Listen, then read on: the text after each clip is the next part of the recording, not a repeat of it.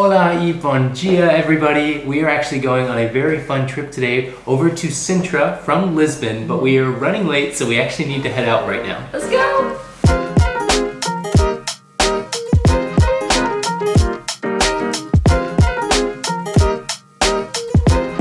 So this is today's morning spread. And as you can see, Chad has a coffee cup in front of him, which is very rare, but that is because our fairy godparents have sent over some money for coffee. And this is Chad's second cup today, so he's really taking advantage of it. Gotta be ready for the castle. I want to be super energetic.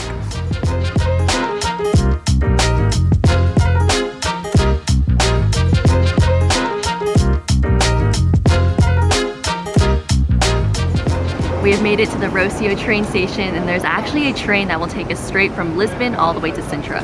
And this train station is actually really cool. The entrance to it is so ornamental, but the tickets to Sintra round trip cost €10, which I think is pretty affordable because the train ride is about 40 minutes. Right, absolutely, and that's for the both of us.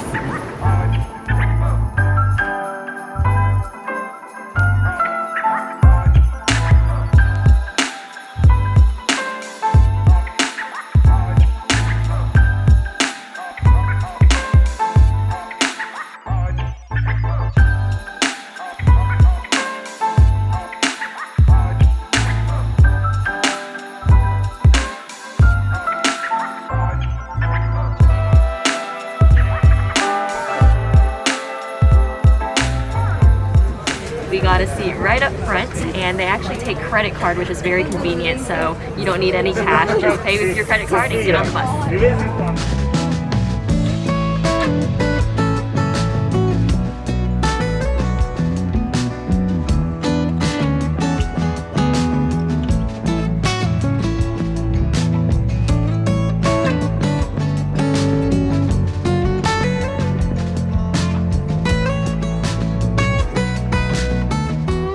We have made it to the Pena Palace, and to get here we took a bus that only cost €7 one way, and we decided that we're going to walk back, get some exercise, and also see Sintra a little bit more. But you can get an €11 hop on hop off bus ticket, which allows you to see like all the castles in the area, which is actually a pretty good deal. So very affordable.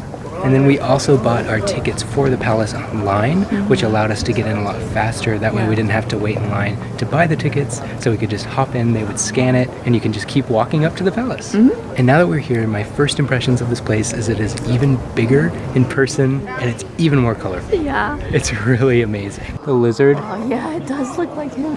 What's his name? Guys, it looks like that villain in Monsters, Inc. We're blanking on the name, but it's that villain that changes colors.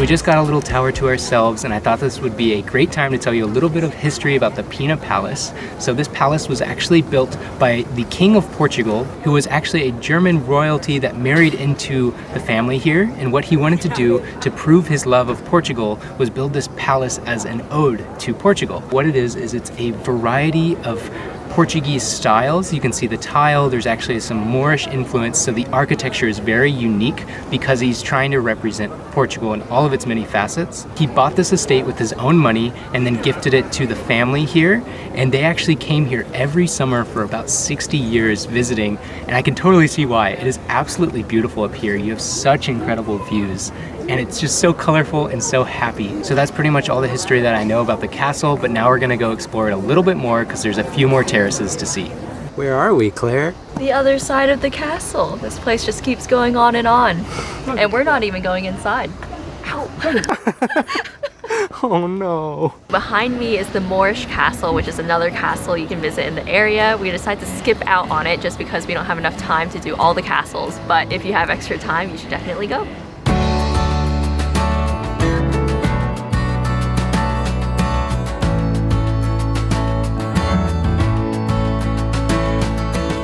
So we've decided to skip out on going inside of the castle because we've always heard that there are very long lines to get in and that there's plenty to do on the outside, and I definitely agree. We spent a couple hours here just walking around the castle, but now we are going to go find some lunch because we're feeling a little bit hungry.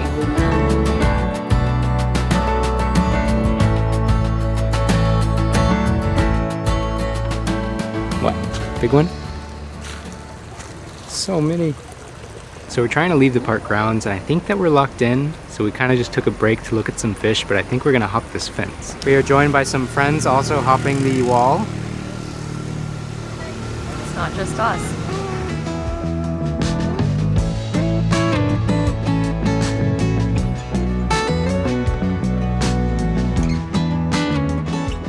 We are continuing our descent down from Pena Palace, and I've got to say the trail is actually really nice and romantic. It goes through the woods, and there are some parts that are a little bit high in traffic, but nothing too crazy that would make us take the bus instead. Also, the trail is extremely well marked, and these maps are honestly beautiful.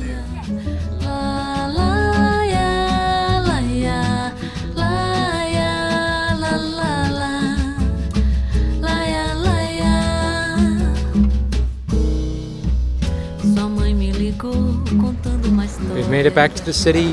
Not too bad of a hike. Yeah, down there. And this is it. Today we have decided to have lunch at Antiga, a quaint little eatery known for having wonderful petiscos, which are Portuguese small plates. The very first thing that we have here is caldo verde, a traditional thick and creamy cabbage soup made from potatoes, sausage, olive oil, and a cabbage that is similar to kale. Next up, we have their seafood salad and another plate of egg and Portuguese smoked sausage.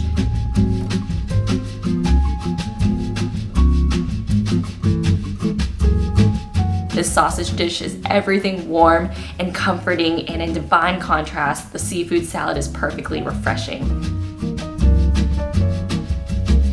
The next petisco is what looks to be a small mushroom burger with goat cheese and smoked ham. It's incredibly savory and very delicious. Lastly, you all know that if dessert is an option, I will always likely kid it.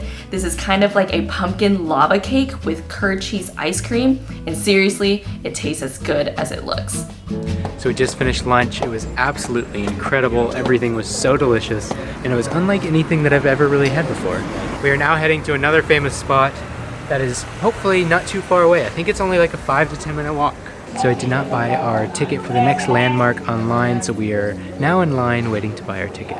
We have made it to our second attraction of the day, the Quinta da Regaleira, a little bit hard to say, and we're going to share some of its history with you. This entire estate has a very long history. I believe it goes back to the 1600s, but it became famous for when this entire estate was owned by this Portuguese millionaire, billionaire, one of the richest people in Portugal. And while he owned it, he was apparently part of a secret organization called the Templar Knights. Basically what the organization does is they help protect Christianity in different ways. I don't know a lot about that aspect, but they were known for their secrecy. So one of the main attractions here that we're gonna go see is this thing called the Initiation Well. And this site is a inverted tower, which is really interesting to see. I've seen photos online. What they would do is they would bring new recruits that were going to become part of the Templar Society, the secret society. They would blindfold them, apparently. This is all alleged, they're not completely certain, they can't be. They would bring the new recruit, blindfold them, and they would have to go down this tower and kind of into the darkness. They'd be walking through the caves, it's very dark, and they would emerge in the light in this chapel. And that is apparently where the caves lead. But it's a really interesting place with a lot of history that I honestly have not known much about, and learning about it is just super exciting. This is so cool. Yeah, this is really cool. It's like even with all the crowds, it's still so cool. It's beautiful.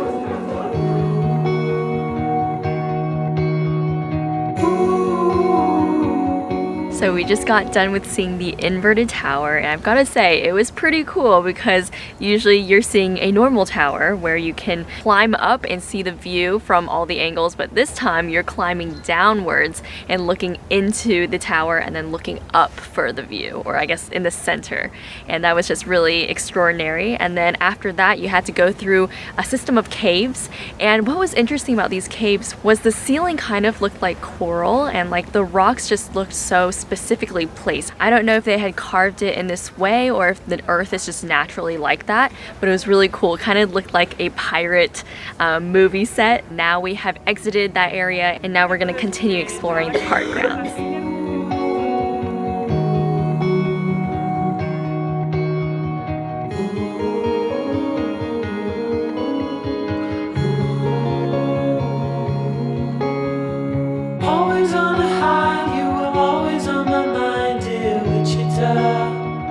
So we just finished walking through the main mansion on the property and it was very grand and majestic and everything that you would want in such a nice historical house. But it did really remind me of the Haunted Mansion in Disney World and it was just really fun to walk through. Well, that just about wraps up our time here in Sintra. We only got to see 2 attractions today, even though there's so many other things you can do.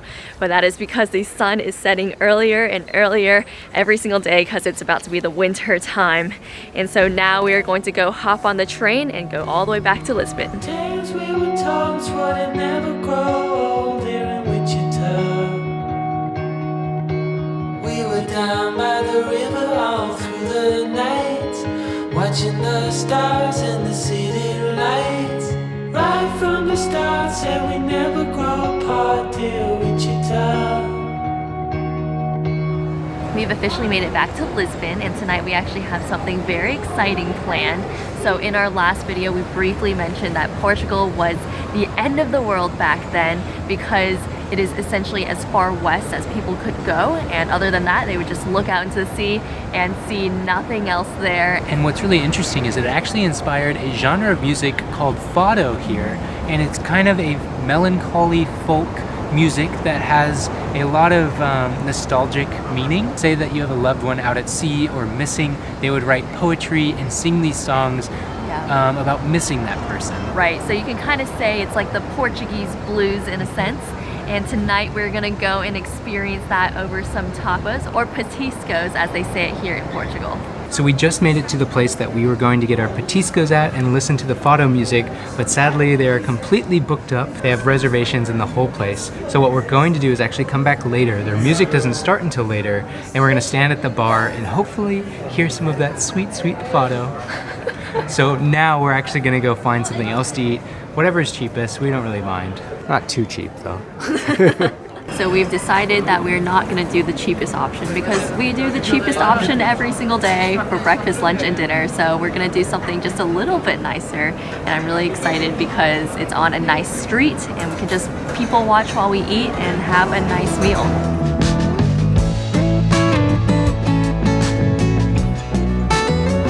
A lot of food. Oh, it looks so good though.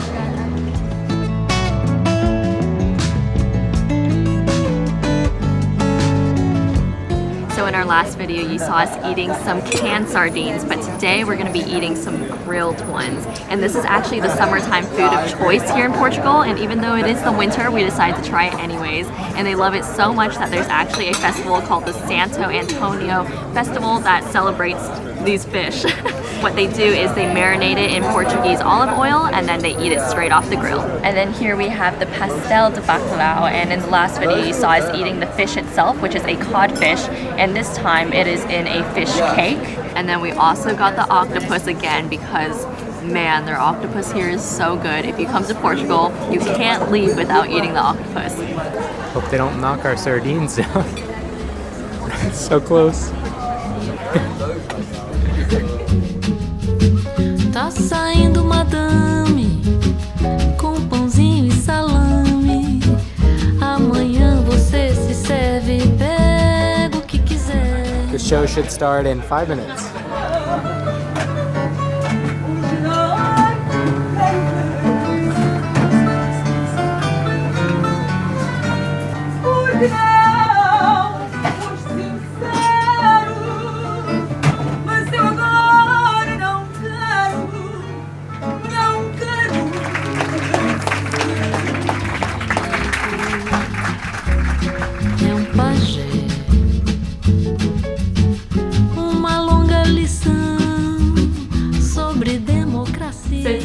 Video, we are going to have some porco preto, which is apparently a very remarkable Portuguese cured black pork. pork that apparently melts in your mouth. So it sounds very delicious. Of course, great. we had to pick some up from the grocery store.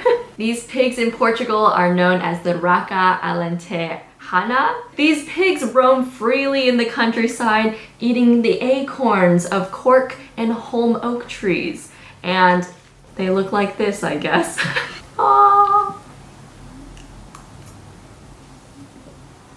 Is it melting in your mouth? Can you taste the acorns that the pigs have eaten? Can you taste their wonderful life out in the countryside? Well, whenever you describe the acorns, it does make me think that it tastes like acorns, but I have no idea what acorns taste like. But We've eaten an acorn before. all right, back in Maine. You imagining the pigs? This cured ham is probably amongst the best I've ever had because we usually don't splurge on nicer hams. But I do want to say that there's a slight nutty taste to it. And I don't know if it's because of the oil that it has. Anyways, if you come to Portugal, definitely get some ham and try it if you are not vegetarian or vegan. But with all of that said, if you do come to Portugal, definitely spend some time in Sintra. If you do have a few extra days to spare, I would recommend staying there. Yeah, a lot of people, it was kind of like a tug and war between like, would it be worth going or would it not be? Because some people said they loved it, some people said they hated it. And maybe it's because we're coming here during the off season, but there really weren't that many people there. And it's gorgeous. It's not as big and lively as Lisbon. And so if you do have the time, I would recommend spending a couple nights there. So with all of that said, we are wrapping up our time in Lisbon, but do not worry, we have more videos in Portugal coming. If you would like to follow along on our journey to 50 countries around the world, definitely hit subscribe. And with that, we will see you guys next time. Bye!